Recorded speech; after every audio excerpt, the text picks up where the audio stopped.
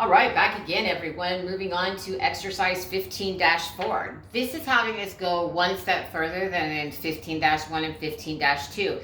Here they want us to tell us the difference between a product cost and a period cost and identify the items, right? So product costs, we know are those costs associated with the product. It's direct materials, direct labor, and factory overhead. And then we have period costs. And period costs are expensed in the period that they're incurred, and they are made up of administrative costs. So administrative costs like the salary of the CEO, the cost to run the HR department, all of those things are administrative costs. And then the other component of a period cost is a selling cost. And those are any expenses associated with getting the final product to the customer. So what they want us to do this time is they want us to classify items as either a product cost or a period cost. So I'm going to start here. And again, you can find this online. You can just open up your homework assignment for this. So if we're looking at advertising expenses are going to be a period cost, right? Because it's part of selling, period. And then I'm going to put selling costs in there, okay? So that's a component of that. Then we have the chief financial officer salary. Okay, that's going to be a period expense, and it's going to be an administrative expense. So that's how these exercises work. So we've got two period expenses. Depreciation on office equipment. So depreciation on office equipment. It's not associated with the factory at all, so it's considered a period cost. And it would be an administrative cost. Now, depreciation on sewing machines for Abercrombie and Fitch, that would be a product cost.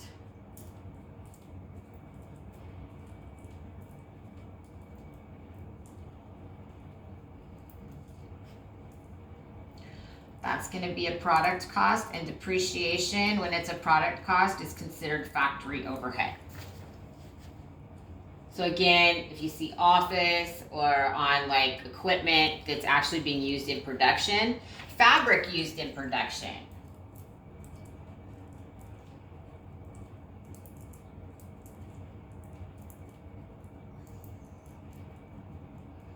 Again, that's going to be a product cost, and that's going to be a direct materials. Then we've got our janitorial supplies.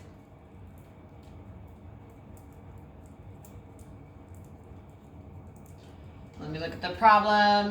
Yeah, it's for the factory, so it's factory janitorial supplies. So that's going to go as a product cost as factory overhead. So we've got those there. Then we've got our factory supervisor salaries.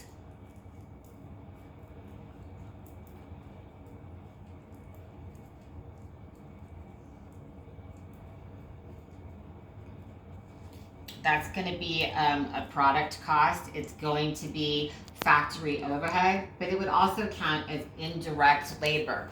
If you're looking at janitorial supplies, that's factory overhead. It's not considered an indirect material. Those supplies do not become an integral part of the final product. So here we are at property taxes on the factory. Again, you've got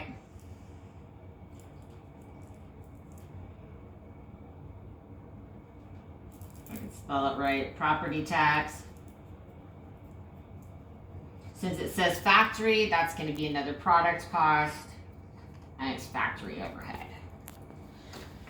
So then we've got on I, we have oil used to lubricate sewing machines, oil for sewing machines. So we know we're sewing, so it's going to become a product cost, but in this situation, it's still going to go under factory overhead. And it could also be considered an indirect material, depending on how the company wants to work it. J, repairs for sewing machines.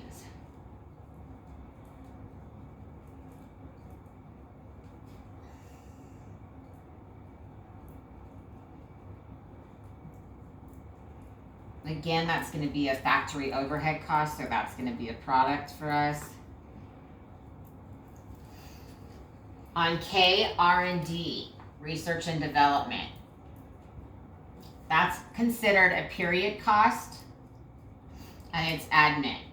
So you might go, well, wait a minute, don't we have to have research and development? Isn't that part of the actual product?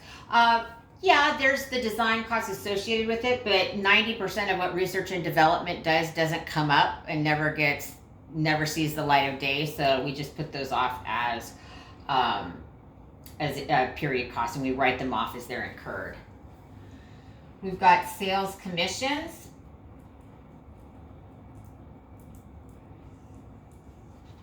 That's going to be a period cost, selling. So it's going to be period, be a selling cost. Salaries of distribution center personnel.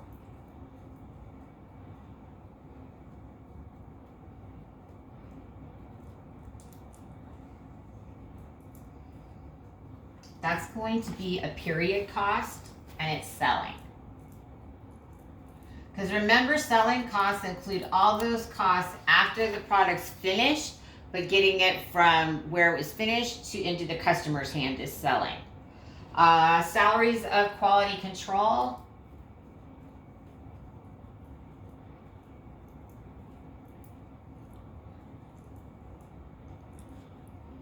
Again, that's going to be a product cost, but factory overhead. Indirect labor, you could call them. Travel costs.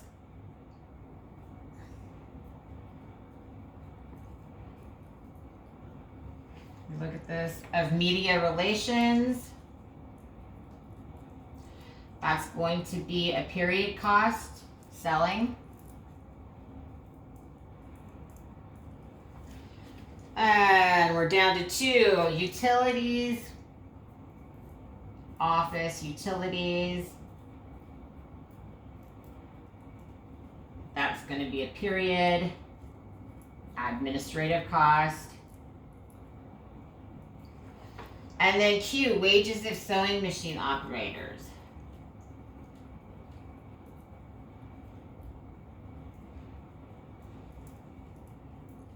I don't like that they're always putting our labor people at the bottom on all of these problems. It's a product cost, and it's direct labor. All right, so one more step, right? If it says, if it's for the office, if it's for sales, that's a period cost. Everything else, anything associated with manufacturing is a product cost.